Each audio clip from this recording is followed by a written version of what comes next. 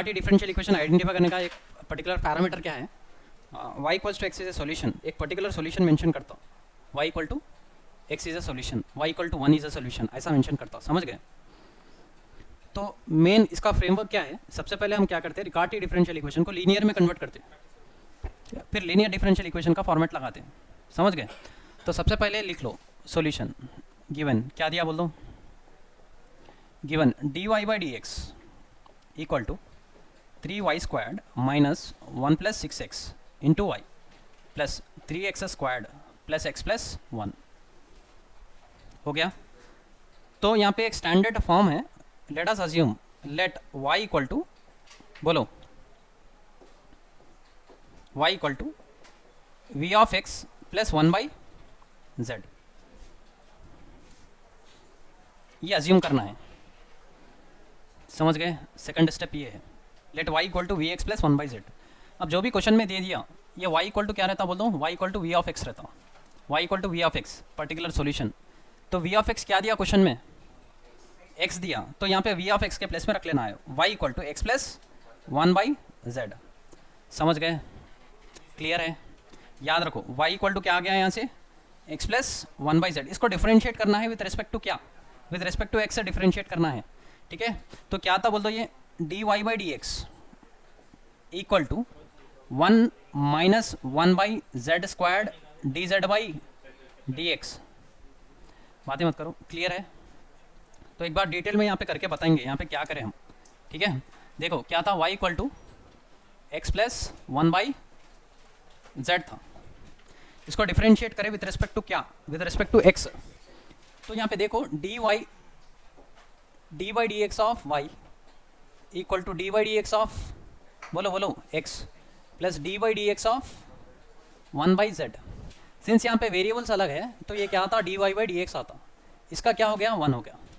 अब आपको मालूम है यहाँ पे z है वेरिएबल, यहाँ पे x है ऑपरेटर, तो इसको विथ रिस्पेक्ट टू z करते हैं हम। सबसे पहले 1 बाई जेड का differentiation minus 1 by Z square, लेकिन और एक ऑपरेटर आता डट इट D Z by D X, बस सिंपल है, क्लियर है। अब यहाँ पे बहुत सारे स्टूडेंट्स कंफ्यूज हो जाते हैं, वी एक्स क्या है, वी एक्स क्वेश्चन में जो दिया वो है वी एक्स, अगर से y इक्वल टू 1 दिया तो वी एक्स क्या हो जाता, 1 हो जाता बस।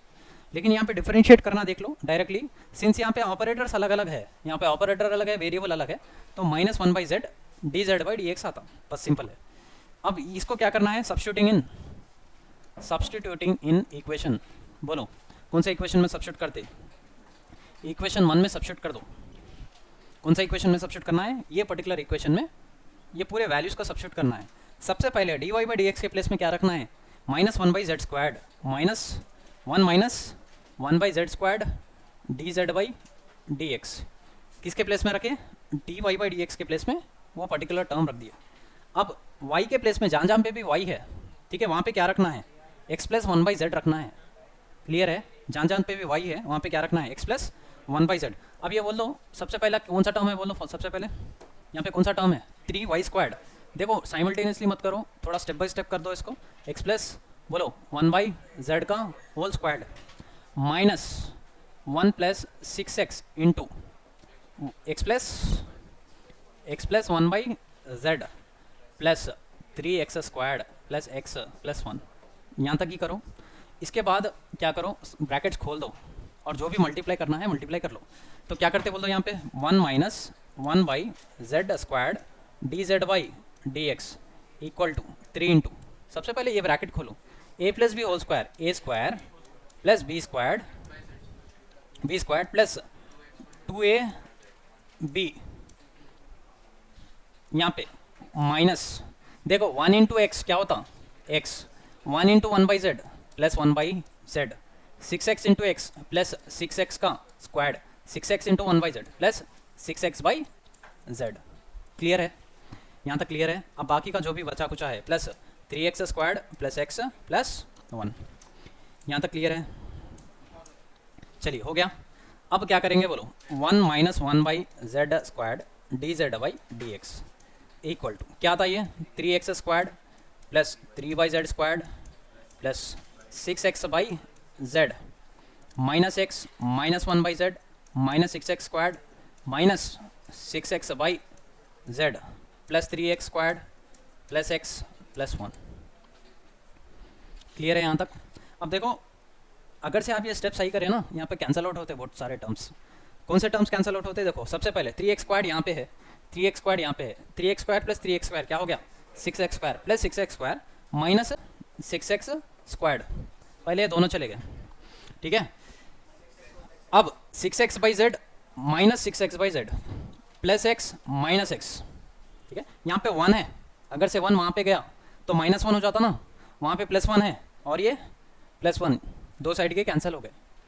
अब जो भी बचा हुआ है नीचे लिख लो, क्या लिखते बोल दो? -1/z² dz/dx इक्वल टू क्या था बोल दो? 3/z² -1/z। बस ये बचा हुआ है, यहाँ तक क्लियर है? कुछ भी नहीं है। एलसीएम निकाल लो इसके बाद। एलसीएम क्या था बोल दो इसका? -1/z² dz/dx equal to 3 - z divide by z का स्क्वायर। 3/z² -1/z है, यहाँ पे z आता 3 - z/z², ये दोनों गए। समझ गए? अब फिर क्या आता बोल दो? यहाँ पे माइनस है, माइनस नहीं होना है हमको। कभी देखे dy/dx माइनस dy/dx, क्या करें हम यहाँ पे? लीनियर में हटा दिए, तो यहाँ पे माइनस नहीं होना है, माइनस से मल्टीप्लाई कर दो। क्या आता बोल दो? dz/dx equal to -3 plus z। अब कौन सा वेरिएबल लेके आना है? लेफ्ट हैंड साइड बोलो, क्या लेके आना है? z लेके आना है। dz/dx minus z equal to -3 ना, कन्वर्ट हो गया लीनियर में, ठीक है। ये हो गया इसका हाफ पार्ट। समझ गए रिकार्टी डिफरेंशियल इक्वेशन का? dz/dx plus pz equal to q का फॉर्मेट है। dz/dx plus pz equal to q। समझ गए? अब सबसे पहले देखो, फिर से एक बार समझा रहे हैं आपको। सबसे पहले क्या करना है, इक्वेशन जैसा वैसा ही लिख लो। y equal to vx plus 1/z assume करना है। तो vx जो भी क्वेश्चन में दे दिया, y की वैल्यू वही है vx, उसको डिफरेंशिएट करना है। समझ रहे? यहाँ पे चेन रूल अप्लाई होता है, एक बार देख लो, सिंपल है।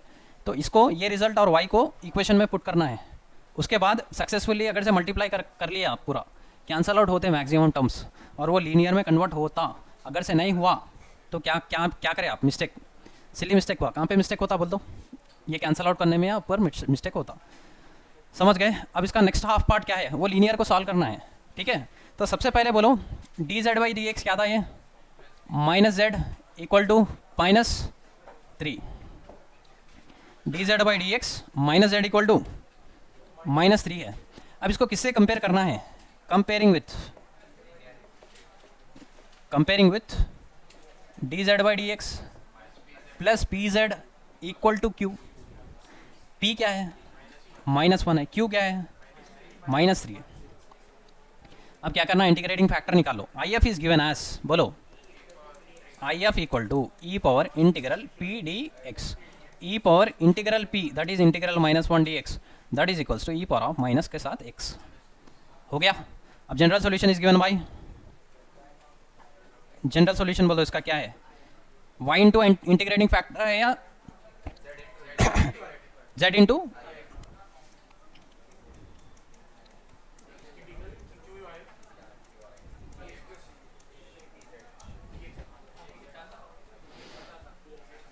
ठीक है, क्लियर है? अब बोल दो क्या हो गया? ये z क्या है? फर्स्ट ऑफ ऑल z बोल दो, z क्या है? z क्या है? z इंटू आई एफ बोल दो, e power of -x integral q क्या है? Integrating factor dx plus c। देखो, अगर से चैन रूल ऑफ मतलब चैन रूल बोल रहा हूँ मैं, आपका शॉर्टकट था वो integration e power of 2x। क्या था? क्या करते हैं यहाँ पे? बेसिक फार्मूला नंबर 4 इंटीग्रेशन में e power of 2x by 2 linear के लिए वैलिड था। अब ये -3 तो बाहर है, e power of -x by -1 plus c, z into e power of -x equal to 3 e power of -x plus c। यही है, यही है ना? अब इसके बाद क्या करेंगे बोलो? z को अलग करना है, z अलग करना है। z इक्वल टू क्या होता बोल दो? डिवाइडिंग बाई, डिटेल स्टेप लिख देंगे, divide above equation by e power of -x, z e power of -x by e power of -x equal to 3 e power of -x by plus c by,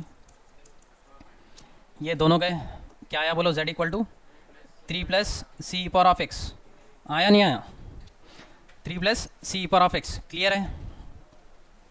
देखो ये क्यों कर रहे हैं हम, ये जनरली होता क्या, लीनियर सॉल्व करने के बाद इसको लास्ट में जो सॉल्यूशन बताते ना, क्या रहता बोल दो, यहाँ पे z है ना, z नहीं रहना है, फंक्शन ऑफ एक्स वाई ही होना है यहाँ पे z। तो सब्स्टिट्यूटिंग इन इक्वेशन नंबर, बोलो substituting in equation number, substituting in equation 2 में सब्स्टिट्यूट कर दो, तो y equal to 1 plus 1 by z था ना, x plus 1 by 3 plus c power of x, बस यही है आपका जनरल सॉल्यूशन। ठीक है, अगर से डाउट्स है तो क्लियर कर लो, अभी डाउट्स है कुछ, इसके लिए लीनियर आना बहुत ज़रूरी है। ठीक है,